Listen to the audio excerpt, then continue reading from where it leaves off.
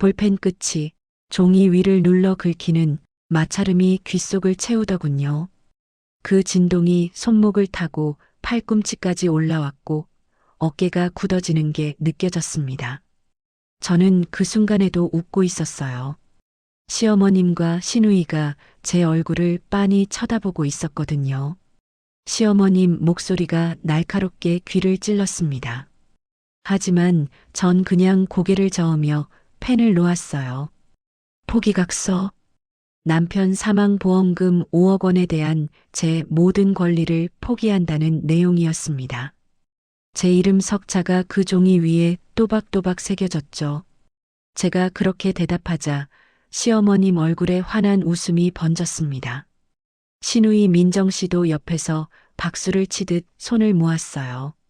그 말을 들으면서도 전 계속 웃고 있었습니다. 입꼬리가 저절로 올라가더라고요. 왜냐고요? 그분들이 그 돈 받는 순간 지옥이 시작될 거란 걸 알았거든요. 시어머님 손이 제 서류를 낚아채듯 가져가는 걸 보면서 전 속으로 세고 있었습니다. 하나, 둘, 셋. 며칠 안에 전화벨이 울릴 거예요. 채권자들한테서요. 거실 유리 테이블 위에 놓인 서류 뭉치가 눈에 들어왔습니다. 두껍더라고요. 보험 서류라는 게 원래 그렇게 두꺼운가 봅니다.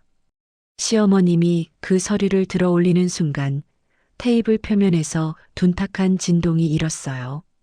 그 떨림이 제 손목뼈를 타고 올라왔고 심장이 한 박자 건너뛰는 것 같았습니다.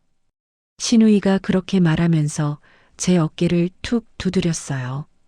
그 손길이 무겁더군요. 아니, 제가 무겁게 느낀 건지도 모르겠습니다. 전 그냥 고개만 끄덕였어요.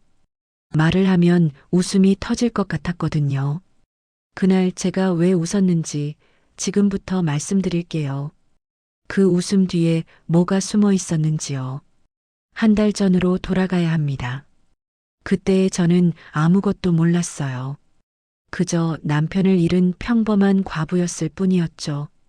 병원 복도의 소독약 냄새가 아직도 코끝에 맴돕니다. 그날 새벽이었어요.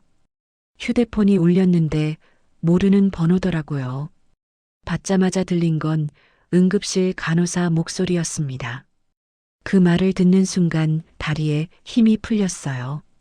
손이 저절로 떨리기 시작했고 휴대폰을 떨어뜨릴 뻔했습니다. 옷도 제대로 못 입고 택시를 탔죠. 택시 기사분이 뭐라고 물어보셨는데 전 대답도 못했어요. 목이 잠겨서 말이 안 나오더라고요. 병원에 도착했을 때 남편은 이미 차가워진 뒤였습니다. 의사 선생님이 뭐라고 설명을 하셨어요. 급성 심근경색. 집에서 쓰러졌는데 발견이 늦었다고요. 그 말들이 귀에 들어왔지만 무슨 뜻인지 이해가 안 됐습니다. 의사 선생님 말이 끝까지 들리지 않았어요. 그냥 귀가 먹먹해지더라고요. 제 앞에 놓인 건 하얀 천으로 덮인 남편이었고 저는 그 천을 들춰볼 용기가 나지 않았습니다. 결혼한 지 20년이 넘었어요. 긴 세월이었죠. 좋았던 기억도 있고 힘들었던 기억도 있습니다. 하지만 그 순간 머릿속에 떠오른 건 아무것도 없었어요. 그냥 멍했습니다. 이게 현실인지 꿈인지 구분이 안 됐거든요. 손이 차가웠습니다. 병원복도 바닥도 차가웠고 의자도 차가웠어요. 모든 게 차갑더라고요. 그 찬 기운이 발바닥부터 올라와서 온몸을 감쌌습니다. 전 그냥 거기 앉아서 시간이 지나기만 기다렸어요. 시댁에 연락을 해야 했습니다. 손이 떨려서 휴대폰을 제대로 잡을 수가 없었어요. 몇 번을 시도한 끝에 겨우 시어머님 전화를 걸었죠. 벨이 여러 번 울렸습니다. 한참 뒤에 시어머님이 받으셨어요. 목소리가 잠에 덜 깬 것 같았습니다. 전 떨리는 목소리로 말했어요. 그 다음 말이 안 나왔습니다. 목구멍에 뭔가 걸린 것 같았어요. 시어머님이 다급하게 물으셨죠. 거기까지 말하고 전 입을 다물었습니다. 시어머님의 비명 같은 소리가 들렸어요. 전화기 너머로 뭔가 떨어지는 소리도 났고요. 그 소리를 들으면서 전 눈물이 나려고 했지만 이상하게 눈물이 안 나오더라고요. 그냥 건조했습니다. 눈도 목도 마음도요. 장례식장은 사람들로 붐볐습니다. 조문객들이 오가고 향 냄새가 코를 찔렀어요. 전 그 앞에 앉아서 절을 받았죠. 몇 번을 절을 받았는지 기억도 안 납니다. 그냥 고개를 숙이고 일어서고 또 숙이고를 반복했어요. 시댁 식구들이 한쪽에 모여 있었습니다. 시어머님, 시아버님, 시누이 남편까지요. 그분들이 수군거리는 소리가 들렸어요. 목소리를 낮춰서 말하는데 가끔씩 제 쪽을 힐끗 쳐다보더라고요. 조문객 한 분이 제 손을 잡으셨어요. 남편 회사 동료분이었습니다. 그분 손이 따뜻했어요. 그 온기가 제 손으로 전해지는데 눈물이 나오려고 하더라고요.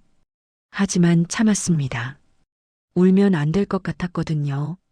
이유는 모르겠어요. 그냥 그런 기분이었어요. 시어머님이 제 옆으로 오셨습니다. 얼굴이 퉁퉁 부어 있었어요. 울으신 거죠? 시어머님이 낮은 목소리로 말씀하셨습니다. 그 말에 가슴이 철렁했어요. 무슨 얘기일까요? 하지만 물어볼 수가 없었습니다. 조문객들이 계속 오고 있었거든요. 전 그냥 고개만 끄덕였어요. 장례식 사흘 동안 전 거의 먹지도 자지도 못했습니다. 그냥 그 자리에 앉아 있었어요. 시댁 식구들이 번갈아 가며 저를 챙겼지만 시어머님 눈빛이 신경 쓰였습니다. 뭔가 저를 재는 것 같은 느낌이었어요. 아니, 제가 예민해서 그렇게 느낀 건지도 모르겠습니다. 장례를 치르는 동안 형광등이 자꾸 깜빡거렸어요. 고장 난 건지 전압이 불안정한 건지 모르겠지만요. 그 깜빡임이 눈에 거슬렸습니다. 가끔씩 확 어두워졌다가 다시 밝아지는 게 뭔가 불안하게 만들더라고요. 장례를 마치고 집에 돌아왔을 때 집이 너무 조용했습니다. 남편이 없는 집이라는 게 실감났어요. 현관문을 열고 들어서는데 발밑이 유독 차갑더라고요. 난방을 틀지 않아서 그런가 생각했지만 그게 아니었습니다. 그냥 집 전체가 차가운 기운으로 가득한 느낌이었어요. 남편 유품을 정리해야 했습니다. 옷장을 열었더니 남편 옷들이 그대로 걸려 있었어요. 양복, 셔츠, 넥타이. 전 그걸 하나씩 꺼내서 박스에 담았습니다. 손이 계속 떨렸지만 멈출 수가 없었어요. 계속 움직여야 할 것 같았거든요. 서재 책상 위에 남편 휴대폰이 놓여 있었습니다. 경찰에서 돌려준 거였어요. 전 그걸 집어들었죠. 화면이 꺼져 있었는데 전원 버튼을 눌렀더니 켜졌습니다. 배터리가 조금 남아 있었나 봐요. 문자 메시지 알림이 여러 개 떠 있었습니다. 전 무심코 그걸 열어봤어요. 그리고 숨이 멎는 것 같았습니다. 문자가 20개도 넘었어요. 모두 돈 이야기였습니다. 전 손이 떨려서 휴대폰을 놓칠 뻔했죠. 이게 뭐지? 남편이 누구한테 돈을 빌렸나? 더 확인하고 싶었지만 무서웠습니다. 뭔가 알고 싶지 않은 걸 알게 될 것 같았거든요. 전 휴대폰을 책상 위에 다시 내려놓았어요. 화면에서 빛이 새어나와 제 손바닥을 밝게 비쳤습니다. 그 빛이 마치 경고등 같았어요. 가슴 속에서 불안한 예감이 피어올랐습니다. 뭔가 잘못됐어요. 남편이 뭔가 숨기고 있었던 게 분명했습니다. 하지만 그게 뭔지는 몰랐어요. 아직은요. 그날 밤 전 잠을 이루지 못했습니다. 남편 휴대폰에서 본 그 문자들이 머릿속을 떠나지 않았거든요. 천장을 바라보며 누워 있는데 시계 초침 소리가 유독 크게 들렸어요. 똑딱, 똑딱. 그 소리가 귓속을 파고들었습니다. 뭔가 시작되고 있었어요. 제가 모르는 무언가가요. 49제 날이었습니다. 남편이 떠난 지 벌써 7주가 지났더라고요. 시간이 참 빠르게 흘러갔어요. 아니, 제가 시간을 느낄 여유가 없었던 건지도 모르겠습니다. 시댁 거실에 앉아 있었어요. 제사상을 차리고 절을 올렸죠. 시어머님, 시아버님, 시누이 민정 씨와 그 남편까지 다 모였습니다. 제사 음식 냄새가 코끝을 자극했어요. 북어포 굽는 냄새, 나물 무치는 참기름 냄새. 예전 같았으면 익숙한 냄새였을 텐데 그날은 왠지 낯설더라고요. 제사를 마치고 나서 밥상을 물렸습니다. 음식을 나눠 먹을 때였어요. 거실에 무거운 침묵이 흘렀습니다. 다들 밥을 먹는데 수저 소리만 달그락거렸죠. 뭔가 이상했어요. 평소 같았으면 시누이가 이런저런 말을 했을 텐데 그날은 조용했거든요.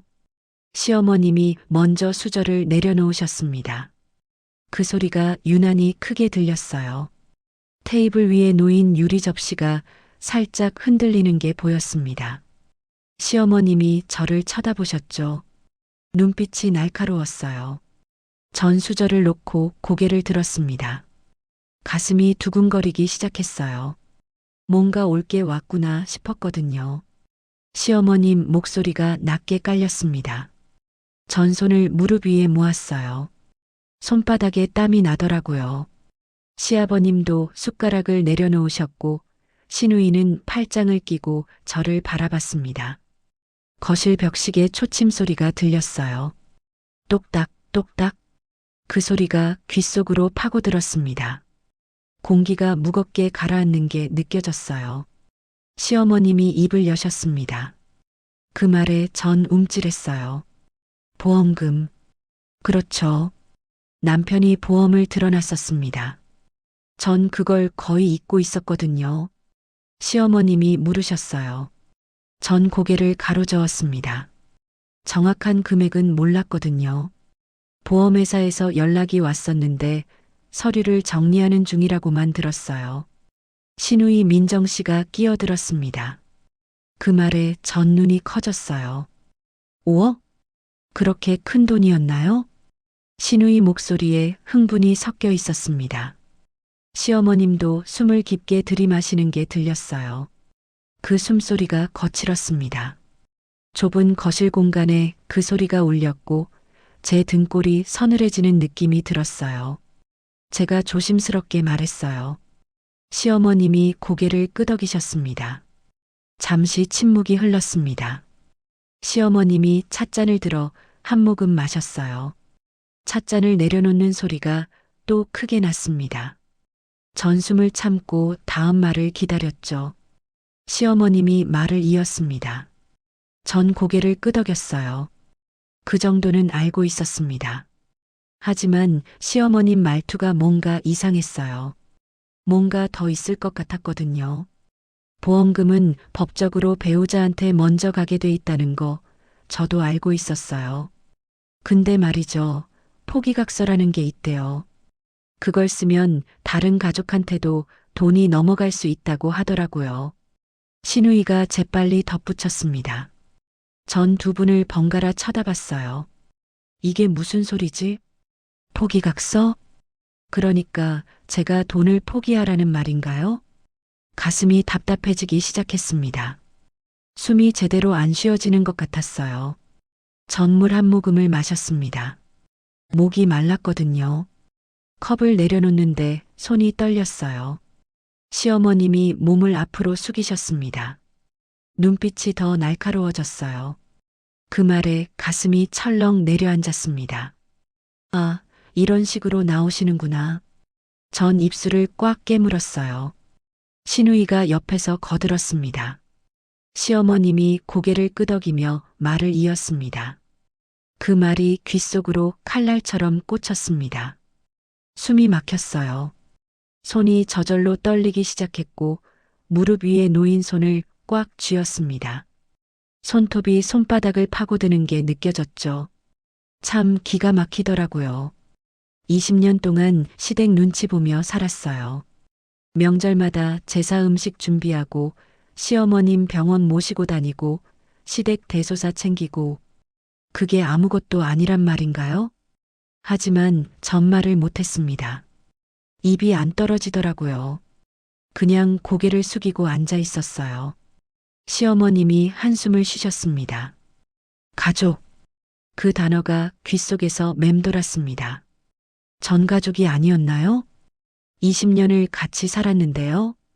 전 입을 열었습니다. 목소리가 떨렸어요. 애둘러 말할 수밖에 없었습니다. 직접적으로 싫다고 말하면 큰일 날 것 같았거든요. 시어머님 얼굴이 굳어졌어요. 시누이가 팔짱을 끼고 말했습니다. 그 말을 들으면서 전 속이 부글부글 끓었어요. 하지만 참았습니다. 여기서 싸우면 안 될 것 같았거든요. 그날 밤 집에 돌아와서 남편 서재로 갔습니다. 뭔가 확인하고 싶었어요. 남편이 정말 그 돈에 대해 아무 말도 안 했을까? 뭔가 남긴 게 있지 않을까? 서재 문을 열었을 때 문이 삐걱거렸습니다. 기름칠을 안 해서 그런가 봐요. 그 소리가 밤 공기를 갈랐어요. 전 안으로 들어가 책상 앞에 섰습니다. 서랍을 열었어요. 하나씩 뒤지기 시작했죠. 통장, 인감도장, 각종 서류들이 나왔습니다. 그리고 그 밑에서 이상한 봉투들이 나왔어요. 제가 본 적 없는 서류들이었습니다. 봉투를 열었을 때 묘한 냄새가 났어요. 오래된 종이 냄새 같았는데 뭔가 불쾌했습니다. 서류를 꺼내 읽기 시작했죠. 대출 서류였습니다. 그것도 여러 장. 전 눈을 크게 떴어요.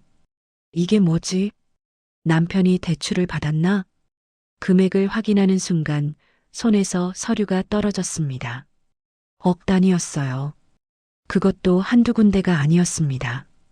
합치면 엄청난 금액이었죠. 그때만 해도 전 그냥 시댁이 욕심이 많은 줄만 알았어요. 제 남편이 얼마나 큰 구덩이를 파놨는지는 몰랐죠. 바닥에 주저앉았습니다. 다리에 힘이 풀렸거든요. 서류들이 바닥에 흩어져 있었어요. 그걸 바라보면서 전 한참을 멍하니 앉아 있었습니다. 남편 휴대폰에서 봤던 문자들이 떠올랐어요. 잔금, 이자, 독촉. 그게 이거였구나. 남편이 빚을 진 거였어요. 그것도 어마어마한 금액을요. 가슴속에서 뭔가 치밀어 올랐습니다. 분노인지 슬픔인지 구분이 안 됐어요. 그냥 뜨거운 덩어리가 목까지 올라왔죠. 그때 제가 말했어야 했나요? 시댁에 이 사실을 알렸어야 했을까요? 하지만 입이 안 떨어지더라고요. 뭐라고 설명해야 할지도 몰랐고 솔직히 겁이 났습니다. 시어머님이 뭐라고 하실지 저를 뭐라고 몰아붙이실지 뻔했거든요.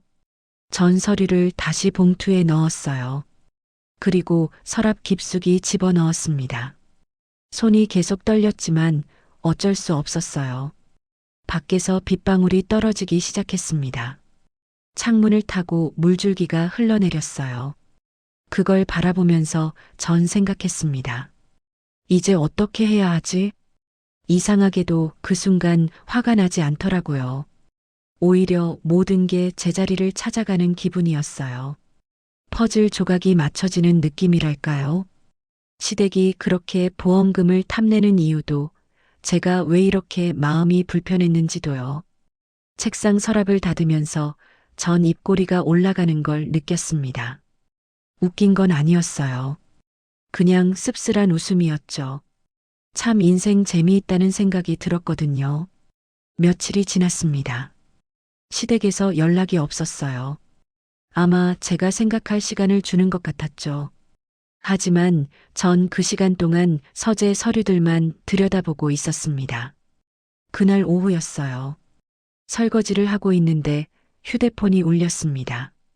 모르는 번호더라고요. 손에 거품이 묻은 채로 멈칫했죠. 휴대폰이 식탁 위에서 진동하며 움직였어요. 그 진동이 테이블을 타고 전해지는 게 느껴졌습니다. 심장이 쿵 하고 내려앉았어요. 이상하게 불길한 예감이 들었거든요. 손을 씻고 휴대폰을 집어들었습니다. 손바닥이 간지러울 정도로 진동이 울렸고 그게 팔로 전해지면서 심장이 두근거리기 시작했어요. 통화 버튼을 눌렀습니다. 목소리가 떨렸어요. 전화기 너머로 남자 목소리가 들렸습니다. 차갑고 사무적인 톤이었죠. 고인. 그 단어를 들으니 가슴이 서늘해졌습니다. 전 떨리는 목소리로 대답했어요. 그 순간 머리가 하얘졌어요. 채권? 대출? 아, 그거구나. 서재에서 봤던 서류들이 떠올랐습니다. 전 벽에 등을 기댔어요. 다리에 힘이 빠지더라고요. 제가 조심스럽게 물었습니다. 상대방이 잠시 뜸을 들이더니 말했어요. 숨이 멎는 줄 알았습니다. 1억 5천? 그것도 한 곳에서만? 전 입술을 깨물었어요. 상속인. 그러니까 저를 말하는 거죠. 전 눈을 감았습니다. 머릿속이 복잡해졌어요. 전화를 끊고 나서 소파에 주저앉았습니다. 온몸에 힘이 풀렸거든요. 휴대폰을 손에 쥔 채로 한참을 멍하니 앉아 있었어요. 1억 5천. 그것도 한 군데에서만이요. 서재에서 봤던 서류들을 생각하면 다른 곳도 있을 게 분명했습니다. 전 다시 일어나 서재로 갔어요. 서랍을 열고 봉투들을 꺼냈습니다. 하나하나 확인했죠. 손이 떨려서 서류가 바닥에 떨어지기도 했어요. 숫자들이 눈에 들어왔습니다. 1억, 2억, 5천만. 합치면 엄청난 금액이었어요. 총 6억이었습니다. 6억? 전 그 숫자를 보면서 현기증이 났어요. 남편이 어떻게 이렇게 큰 돈을 빌렸을까요? 사업한다는 말은 들었지만 이 정도일 줄은 몰랐습니다. 그리고 그때 깨달았어요. 빚도 유산처럼 상속되는 거더라고요. 보험금을 받으면 그 돈으로 채무를 먼저 갚아야 하거든요. 5억을 받아봤자 6억 빚에 깔린다는 뜻이었죠. 화장실로 달려갔습니다. 구역질이 올라왔거든요. 변기에 매달려서 토했어요. 아무것도 안 나왔지만 몸이 계속 경련했습니다. 손으로 입을 닦으면서 거울을 봤죠. 거울 속 제 얼굴이 창백했어요. 물로 얼굴을 씻었습니다. 차가운 물이 뺨을 타고 흘렀어요. 그제야 정신이 조금 돌아오는 것 같았습니다. 거실로 돌아와 소파에 앉았어요. 서류들이 바닥에 흩어져 있었습니다. 저 종이 조각들이 제 인생을 바꿔놓을 줄은 몰랐죠. 생각이 복잡했습니다. 만약 제가 보험금을 받으면 어떻게 되는 걸까요? 5억을 받아도 6억 빚을 다 못 갚아요. 1억은 제가 떠안아야 한다는 뜻이죠. 그리고 채권자들이 저를 찾아올 게 분명했습니다. 하지만 만약 제가 포기각서를 쓰면? 그러면 보험금은 시댁으로 갑니다. 그리고 빚도 당연히 시댁으로 가는 거겠죠. 법적으로 보험금을 받은 사람이 채무를 떠안게 되니까요. 입꼬리가 올라갔습니다. 웃긴 상황이었거든요. 시어머님이 그렇게 탐내던 5억이 사실은 독이 든 사과였던 거예요. 창밖을 바라봤습니다. 하늘이 맑더라고요. 구름 한 점 없는 파란 하늘이었어요. 그날따라 집이 조용했습니다. 너무 조용해서 오히려 불안했죠. 전 스스로에게 물었습니다. 지금 어떻게 해야 하지? 시댁에 말해야 할까요? 남편이 6억 빚을 남겼다고 보험금 받으면 그걸 다 갚아야 한다고요? 하지만 입이 떨어지지 않았어요. 말하면 어떻게 될까요? 시어머님이 저를 믿으실까요? 아니면 제가 거짓말한다고 하실까요? 혹은 그게 사실이라 해도 저더러 빚을 떠안으라고 하시진 않을까요? 20년 동안 제가 뭘로 봤는데요? 가족이라고 하셨잖아요. 하지만 정작 저를 가족 취급한 적이 있나요? 명절 때마다 부엌 일은 다 저 혼자 했어요. 제사 준비도 청소도요. 시누이는 손 하나 까딱 안 했죠. 그러면서 뭐라고 했나요? 당연한 거라고 했어요. 며느리니까요. 아이를 못 낳았을 때도 그랬어요. 시어머님이 얼마나 구박을 하셨는지 아세요? 병원 검사 결과 남편 쪽에 문제가 있었는데도 저더러 한의원 다니라고 하셨어요. 몸조리 잘못했다고, 노력이 부족하다고요. 그런 분들한테 제가 왜 진실을 말해야 하죠? 여러분이라면 이 상황에서 어떻게 하셨을까요? 솔직히 말해서 전 모르겠어요. 뭐가 옳은 건지요. 소파에 누워서 천장을 바라봤습니다. 형광등이 희미하게 깜빡이더라고요. 전기가 불안정한가 봐요. 그 깜빡임을 보면서 전 생각했습니다. 어차피 전 이 집안 사람이 아니에요. 20년을 살았어도 남편이 죽으니 이제 필요 없는 사람이 됐죠. 시어머님 눈빛에서 봤어요. 저를 보는 게 아니라 제 뒤에 있는 돈을 보고 계시더라고요. 그렇다면 제가 왜 손해를 봐야 하나요? 제가 왜 6억 빚을 떠안아야 하죠? 마음이 정리되기 시작했습니다. 차갑게요. 감정 없이요. 며칠 후 시어머님한테서 전화가 왔습니다. 예상했던 전화였어요. 목소리가 다급했습니다. 보험금 처리 기한이 얼마 안 남았나 봐요. 전 침착하게 대답했어요. 시간이 없다. 그 말에 웃음이 나오려고 했지만 참았습니다. 전 차분하게 말했어요. 전화를 끊고 나서 전 휴대폰을 내려다봤습니다. 화면이 꺼져 있었어요. 검은 화면에 제 얼굴이 희미하게 비쳤습니다. 거울처럼 보이는 제 얼굴이 낯설었어요. 언제부터 이렇게 차가운 표정을 짓게 됐을까요? 창밖에 빗방울이 떨어지기 시작했습니다. 하늘이 흐려지더니 비가 내렸어요. 빗소리가 창문을 두드렸습니다. 그 소리를 들으면서 전 생각했죠. 내일 가서 각서를 써주겠다고 할 거예요. 웃으면서요. 시어머님이 원하시는 대로 해드릴 겁니다. 그리고 가만히 지켜볼 거예요. 그 돈이 손에 들어가는 순간부터 무슨 일이 벌어지는지요. 이상하게도 그 순간 화가 나지 않더라고요. 오히려 모든 게 제자리를 찾아가는 기분이었어요.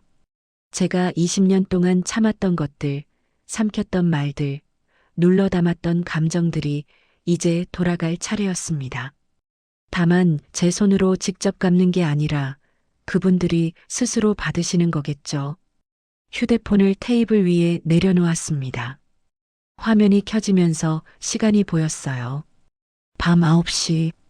내일이면 모든 게 시작됩니다. 전 소파에 기대어 눈을 감았어요. 빗소리가 계속 들렸습니다. 그 소리가 자장가처럼 느껴지더라고요. 전화벨 소리가 울릴 때마다 손이 떨렸어요. 하지만 받지 않았어요. 이젠 제 인생이었거든요. 제가 선택한 길이었고 제가 책임질 일이었죠. 다음 날 아침 일찍 일어났습니다. 평소보다 1시간은 일찍 눈이 떠졌어요. 잠을 설쳤거든요. 꿈을 꿨는데 무슨 꿈이었는지 기억이 안 나더라고요. 그냥 불안한 느낌만 남았습니다. 욕실로 가서 세수를 했어요. 거울을 보니 눈 밑에 다크서클이 생겨 있었습니다. 화장으로 가려야겠다고 생각했죠. 오늘은 연기를 잘해야 하니까요. 옷장을 열고 옷을 골랐습니다. 뭘 입어야 할까요? 너무 화려하면 이상하고 너무 수수하면 또 뭐라고 할 것 같았어요. 결국 검은색 블라우스에 회색 바지를 골랐습니다. 단정하면서도 무난한 차림이었죠. 옷을 입고 다시 거울 앞에 섰습니다. 심호흡을 한 번 했어요. 그리고 입꼬리를 올렸습니다. 미소. 자연스러운 미소를 지어야 해요. 거울을 보며 연습했습니다. 목소리 톤을 조절했어요. 너무 밝으면 이상하고 너무 차분하면 의심받을 것 같았거든요. 적당히 온화하면서도 순종적인 느낌이어야 했습니다. 그 말을 하면서 웃었어요. 거울 속 제 모습이 낯설었습니다. 언제부터 이렇게 거짓말을 잘하게 됐을까요? 화장을 했습니다. 파운데이션을 두껍게 발랐어요. 다크서클을 가리고 볼에 살짝 생기를 주기 위해 블러셔도 발랐습니다. 립스틱은 연한 핑크색으로 골랐죠. 너무 진하지 않게요. 다시 거울을 봤습니다. 괜찮아 보였어요. 순한 며느리 같았죠. 20년 동안 해온 역할이니까 오늘 하루쯤은 더 할 수 있을 거예요. 가방을 챙겼습니다. 지갑, 휴대폰, 그리고 신분증. 각서를 쓰려면 신분증이 필요하니까요. 가방을 메고 현관으로 나왔어요. 신발을 신으면서 문득 생각했습니다. 돌아올 때는 모든 게 끝나 있겠죠. 포기각서를 쓰고 보험금은 시댁으로 가고 그리고 며칠 안에 채권자들이 찾아갈 거예요. 그때 시어머님 얼굴이 어떨까요? 상상이 되더라고요. 그 당황한 표정, 믿을 수 없다는 눈빛. 조금 기대가 됐습니다. 현관문을 열었어요. 밖에 햇살이 따뜻하게 내리쬐고 있었습니다. 날씨가 참 좋더라고요. 이상하게도 날씨가 좋으니 기분이 묘했어요.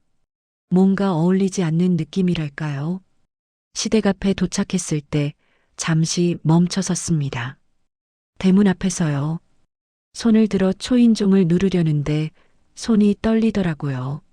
심호흡을 했습니다. 하나, 둘, 셋.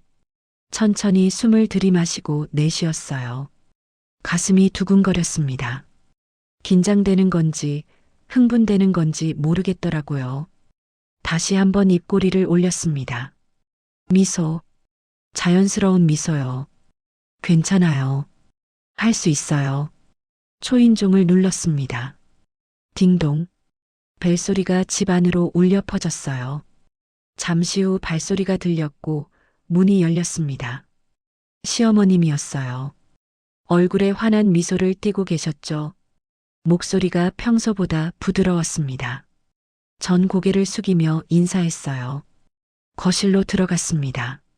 시아버님과 시누이도 앉아 계셨어요. 다들 절 보고 웃으셨습니다. 뭔가 이상했어요. 평소에는 이렇게 반갑게 대하지 않으셨거든요. 거실 테이블 위에 서류가 놓여 있었습니다. 포기각서.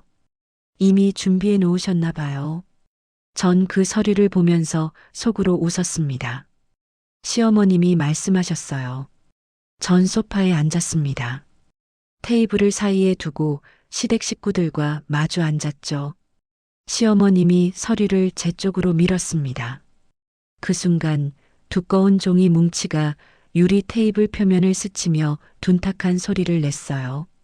그 진동이 테이블을 타고 제 손목으로 전해졌습니다. 미세하게 떨리는 느낌이었죠. 심장이 한 박자 건너뛰는 것 같았어요. 시어머님이 말씀하셨습니다. 전 서류를 집어들었어요. 손이 떨리지 않게 조심했죠. 내용을 읽기 시작했습니다. 남편 사망보험금 5억 원에 대한 모든 권리를 포기한다. 법적 배우자로서의 우선 수령권을 포기하며 보험금은 직계 가족에게 분배된다. 글자 하나하나가 눈에 들어왔어요. 이걸 쓰면 끝이에요. 5억은 시댁으로 가고 6억 빚도 함께 가죠. 시누이가 옆에서 말했습니다. 오늘 안에 시간 압박을 주는 거네요. 전 고개를 끄덕였습니다. 펜을 집어들었어요. 볼펜이었습니다. 검은색 잉크가 든 평범한 펜이었죠. 그걸 손에 쥐고 서명란에 갖다 댔습니다. 그 순간 시댁 식구들이 숨을 죽이는 게 느껴졌어요. 모두 제 손을 쳐다보고 있었습니다. 펜 끝이 종이를 눌렀습니다. 마찰음이 났어요. 사각사각. 그 소리가 귓속으로 파고들었습니다. 펜 끝에서 시작된 진동이 손목을 타고 팔꿈치까지 올라왔어요. 어깨가 굳어지고 턱에 긴장이 느껴졌습니다. 김은희. 제 이름 석자를 또박또박 썼어요. 획을 그을 때마다 종이가 살짝 밀리는 게 느껴졌습니다. 마지막 획을 긋고 펜을 놓았죠. 그리고 웃었습니다. 입꼬리가 저절로 올라갔어요. 참을 수가 없었거든요. 웃음이 터져 나왔습니다. 시어머님이 저를 쳐다봤어요. 눈을 동그랗게 뜨시고요. 목소리에 당혹감이 섞여 있었습니다. 전손으로 입을 가렸어요. 웃음을 참으려고요. 말을 잇지 못했습니다. 웃음이 계속 나왔거든요. 신우이가 이상한 눈으로 저를 봤어요. 전 심호흡을 했습니다. 진정하려고요. 시어머님이 서류를 집어드셨어요. 제 서명을 확인하시더니 얼굴에 환한 미소가 번졌습니다. 신우이도 옆에서 박수를 쳤어요. 가족. 그 단어를 들으니 또 웃음이 나왔습니다. 전 고개를 숙였어요. 웃는 모습을 들키고 싶지 않았거든요. 시아버님이 처음으로 말씀하셨어요. 그 말에 전 고개를 들었습니다. 시아버님을 바라봤어요. 얼굴에 기쁨이 가득했습니다. 5억이라는 돈이 눈앞에 보이시는 거겠죠. 시어머님이 일어나셨어요. 부엌으로 가시더니 뭔가 들고 오셨습니다. 봉투였어요. 봉투를 제 앞에 놓으셨습니다. 얇은 봉투였어요. 10,000원권 몇 장 들어있는 것 같았죠. 교통비. 5억을 포기했는데 교통비를 주시네요. 전 봉투를 받았습니다. 손에 쥐고 있는데 그 가벼움이 우습더라고요. 신우이가 말했습니다. 알아서 잘 쓴다. 그 말이 귀에 꽂혔어요. 전 고개를 끄덕였습니다. 시어머님이 제 어깨를 두드리셨어요. 착하다. 20년 동안 들은 말이에요. 착한 며느리. 말 잘 듣는 며느리. 순종적인 며느리. 하지만 오늘은 그 말이 다르게 들렸습니다. 바보 같은 며느리. 속기 쉬운 며느리. 이용하기 좋은 며느리. 전 미소를 지었습니다. 입경리를 최대한 올렸어요. 그 말을 하면서 속으로는 다른 말을 하고 있었습니다. 이제 곧 아실 거예요. 그 돈이 뭔지요. 시댁을 나왔습니다. 대문을 나서는데 뒤에서 시댁 식구들의 웃음소리가 들렸어요. 기쁜 소리였죠. 5억이라는 돈을 손에 넣었으니까요. 전 천천히 걸었습니다. 골목을 지나 큰 길로 나왔어요. 햇살이 따뜻했습니다. 하늘을 올려다봤죠. 구름 한 점 없이 맑았어요. 버스 정류장에 앉았습니다. 손에 든 봉투를 내려다봤어요. 교통비 10,000원권 5장이 들어 있었습니다.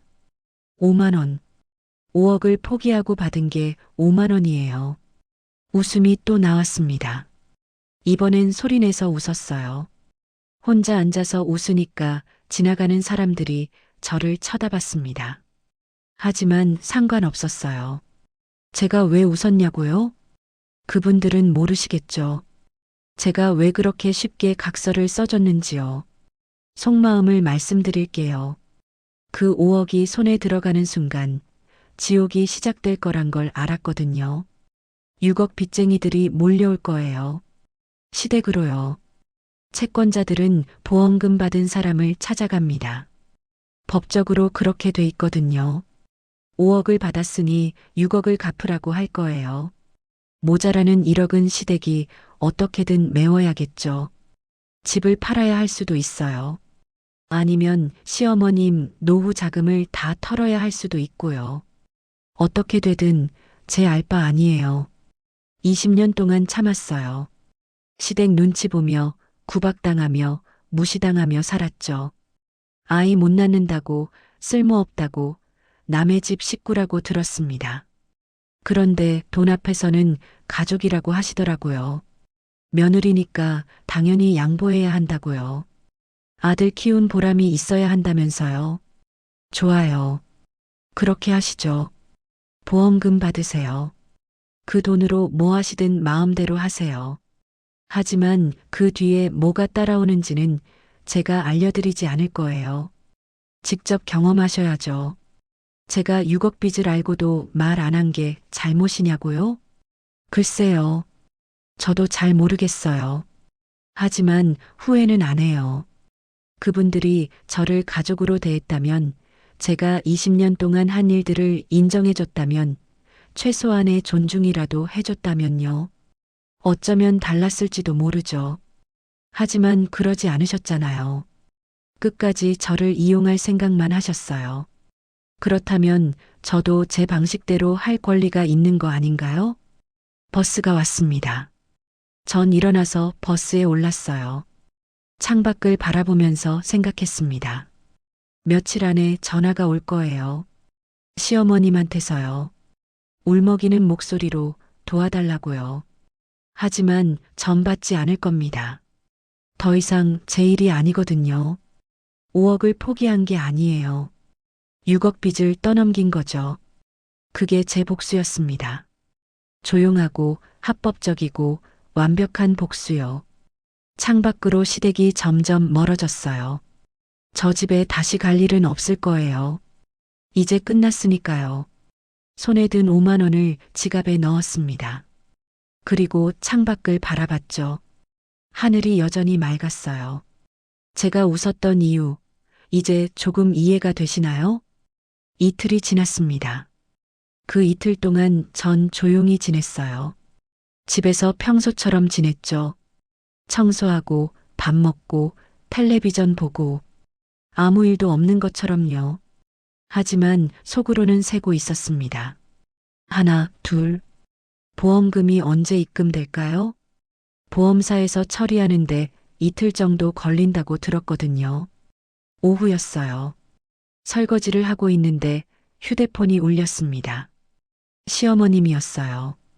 전 손을 씻고 전화를 받았죠. 시어머님 목소리가 들렸습니다. 들떠 있었어요.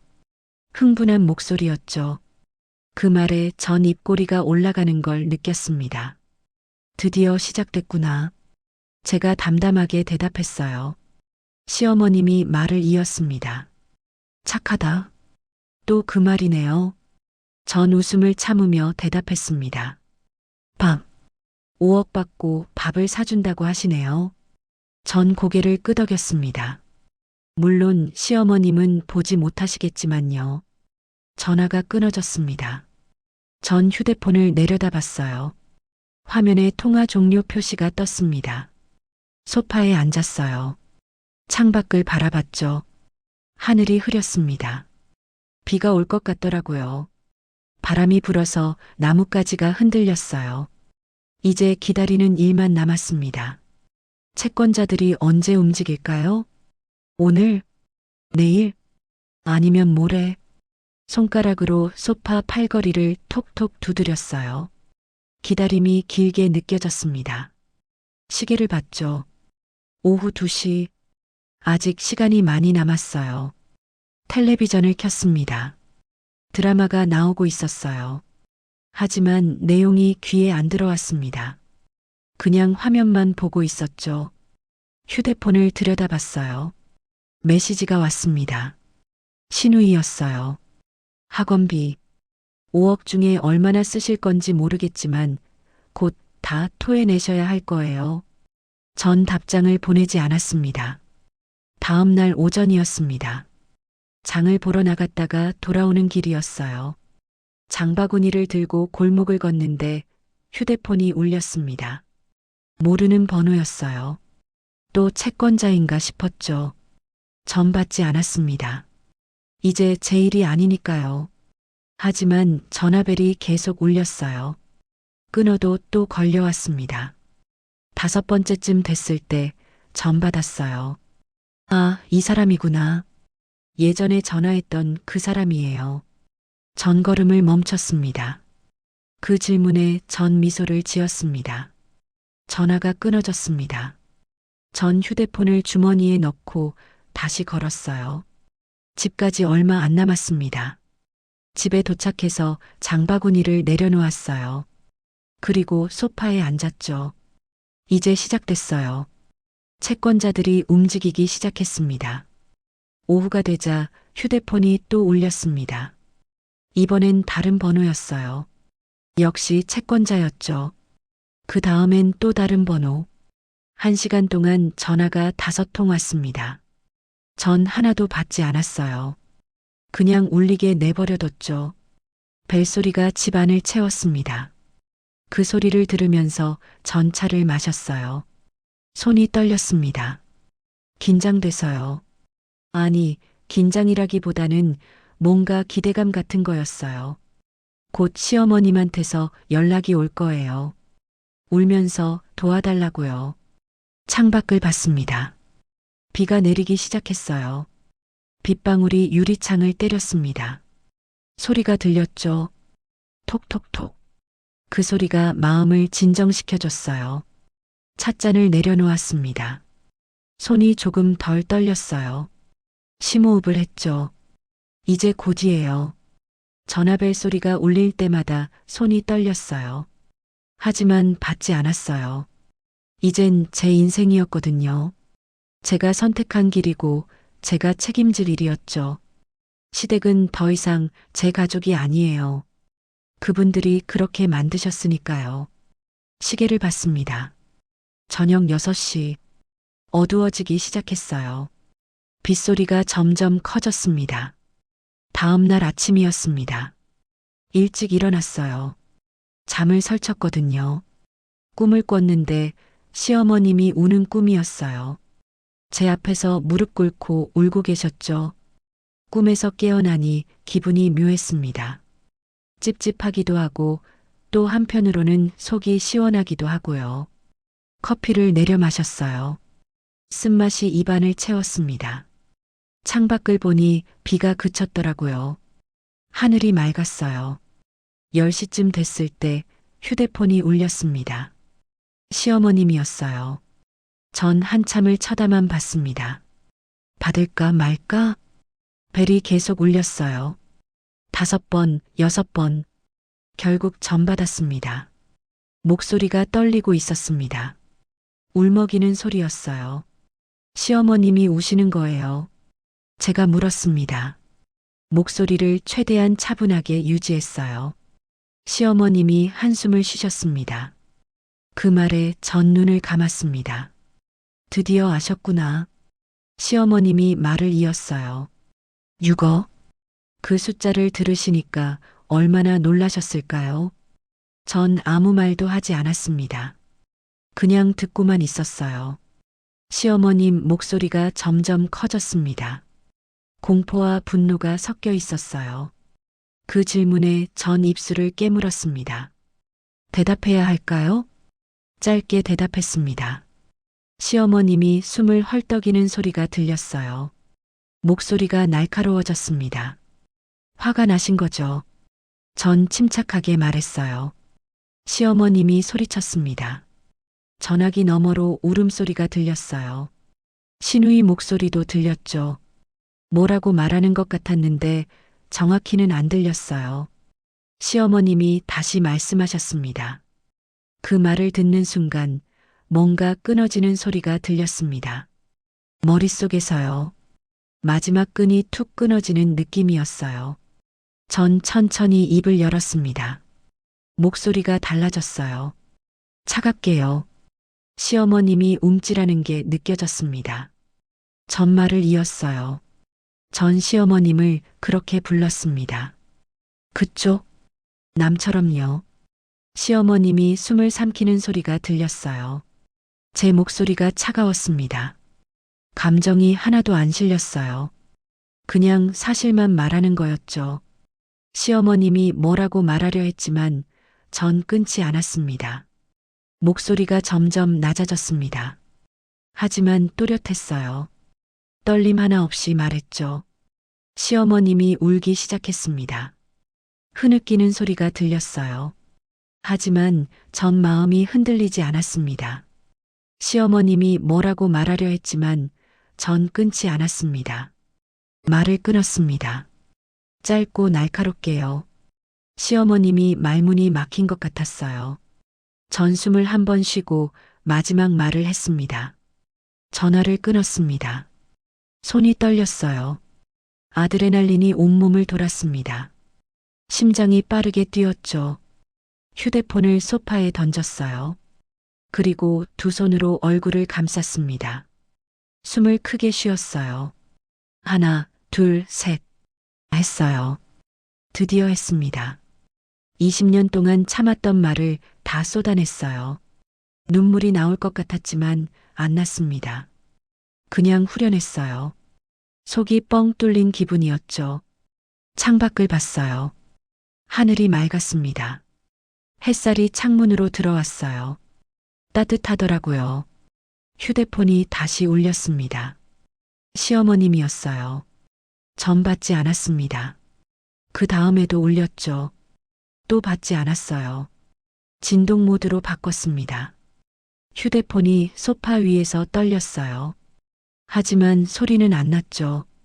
소파에 기대어 눈을 감았습니다. 피곤했어요. 긴장이 풀리니까 몸에 힘이 빠졌습니다. 하지만 마음은 편했어요. 오랜만에 마음이 편했죠. 뭔가 무거운 짐을 내려놓은 기분이었어요. 며칠 후면 시댁에서 어떻게 됐는지 소식이 들릴 거예요. 집을 팔았는지, 노후 자금을 다 털었는지. 하지만 제 알 바 아니에요. 전 제 인생을 살 거예요. 이제부터요. 일주일이 지났습니다. 그 일주일 동안 시댁에서 전화가 수없이 왔어요. 시어머님, 시누이, 심지어 시아버님까지요. 하지만 전 하나도 받지 않았습니다. 문자도 왔어요. 읽지 않고 지웠죠. 뭐라고 썼는지 궁금하지도 않았어요. 이미 제 선택은 끝났으니까요. 지인 한 분한테서 연락이 왔습니다. 시댁 근처에 사시는 분이었어요. 그 말을 듣고 전 알았습니다.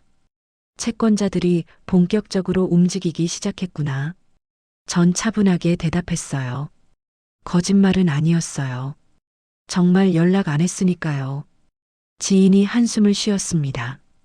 집을 판대요. 역시 그렇게 됐군요. 6억을 갚으려면 집을 팔 수밖에 없겠죠. 5억 받고 집까지 이르시다니. 참 아이러니했어요. 제가 말했습니다. 진심이었어요. 안타깝긴 했죠. 하지만 제 잘못은 아니에요. 그분들이 선택하신 거니까요. 짐을 정리하기 시작했습니다. 이 집에서 나갈 거예요. 너무 크거든요. 혼자 살기엔요. 작은 원룸으로 이사하기로 했습니다. 남편 물건들을 박스에 담았어요. 옷, 책, 서류들. 하나씩 정리하면서 20년이라는 시간을 되돌아봤습니다. 행복했던 순간도 있었어요. 처음 결혼했을 때 남편이 웃으며 저를 안아줬던 기억. 첫집들이 하던 날 둘이서 라면 끓여 먹었던 것. 그런 기억들이 떠올랐죠. 하지만 그게 다였어요. 그 후로는 시댁 눈치, 아이 문제, 남편의 무관심. 그런 것들 뿐이었습니다. 남편 사진을 손에 들었어요. 결혼 사진이었죠. 웨딩드레스 입은 제 모습이 낯설었습니다. 저렇게 웃고 있었구나. 그때는 행복할 줄 알았는데요. 사진을 서랍에 넣었습니다. 깊숙이요. 다시 꺼낼 일은 없을 거예요. 결혼 반지를 빼냈습니다. 20년 동안 끼고 있던 반지였어요. 손가락에 자국이 패여 있었죠. 반지를 내려다보니 감정이 복잡했습니다. 미운 건 아니었어요. 그냥 아무 감정도 안 들었습니다. 이게 뭘 의미했는지도 잘 모르겠더라고요. 반지를 사진 옆에 놓았습니다. 그리고 서랍을 닫았어요. 이제 끝이에요. 창밖을 봤습니다. 해가 지고 있었어요. 노을이 붉게 물들어 있었죠. 아름답더라고요. 오랜만에 노을을 제대로 본 것 같았어요. 이사는 다음 주에 할 거예요. 새 집은 작지만 햇살이 잘 들어와요. 혼자 살기 딱 좋은 크기였죠. 거기서 새로 시작할 겁니다. 뭘 할지는 아직 모르겠어요. 일을 찾아볼 수도 있고 아니면 그냥 쉴 수도 있고요. 하지만 중요한 건 이제 제 마음대로 할 수 있다는 거예요. 시댁 눈치 안 보고 남편 뒷바라지 안 하고 그저 저를 위해 살 수 있어요. 그게 얼마나 오랜만인지 모르겠습니다. 제가 잘한 걸까요? 모르겠어요. 어쩌면 제가 너무 잔인했을 수도 있죠. 시댁에 말했어야 했을 수도 있고요. 하지만 후회는 안 해요. 그분들이 저를 가족으로 대했다면 달랐을 거예요. 하지만 그러지 않으셨잖아요. 끝까지 저를 이용하려고만 하셨으니까요. 소파에 앉아서 차를 마셨습니다. 따뜻한 차였어요. 목을 타고 내려가는 온기가 느껴졌죠. 그날 웃었던 이유, 이제 다 아시겠죠? 포기각서에 서명하면서 웃었던 건 그 돈이 독이 든 사과라는 걸 알았기 때문이에요. 5억을 받는 순간 6억 빚이 따라올 거란 걸요. 시댁은 지금 빚에 허덕이고 있을 거예요. 집도 팔아야 하고 노후 자금도 다 써야 하겠죠. 그래도 모자랄 수도 있어요. 하지만 전 자유를 얻었습니다. 빚도 없고 시댁도 없고 그 누구 눈치도 안 봐도 돼요. 20년 만에 처음으로 제가 제 주인이 됐어요. 이게 복수였을까요? 글쎄요. 전 그냥 제 몫을 지킨 것뿐이에요. 손해보지 않으려고 한 거죠. 그분들은 아마 저를 나쁜 사람이라고 할 거예요. 배은망덕하다고, 몰인정하다고요. 하지만 상관없어요. 더 이상 그분들 생각은 중요하지 않으니까요. 창밖을 봤습니다. 어두워졌어요. 가로등이 하나둘씩 켜지고 있었죠. 불빛이 따뜻해 보였어요. 며칠 전에 신우이한테서 연락이 왔어요. 문자였는데 읽지 않고 지웠습니다. 무슨 일인지는 다음에 알게 되겠죠. 혹은 영영 모를 수도 있고요. 중요한 건 이제 제가 선택할 수 있다는 거예요. 알고 싶으면 알고 아니면 모르는 채로 살아도 돼요. 제 인생이니까요. 찻잔을 내려놓고 일어났습니다. 이제 자야겠어요. 내일은 또 새로운 하루니까요. 거울을 보며 미소 지었습니다. 이번엔 진짜 미소였어요. 연기가 아니라 진심으로 웃었죠. 자유는 얻었지만 이 마음 한구석 쓸쓸함은 어쩔 수 없나 봐요. 20년이라는 시간이 그냥 사라지진 않으니까요. 하지만 괜찮아요. 시간이 지나면 이것마저 무뎌질 거예요. 그리고 언젠가는 정말로 자유로워질 수 있겠죠. 그때까지 전 제 길을 걸을 거예요. 천천히 하지만 확실하게요. 불을 껐습니다. 어둠 속에서 창밖 불빛만 보였어요.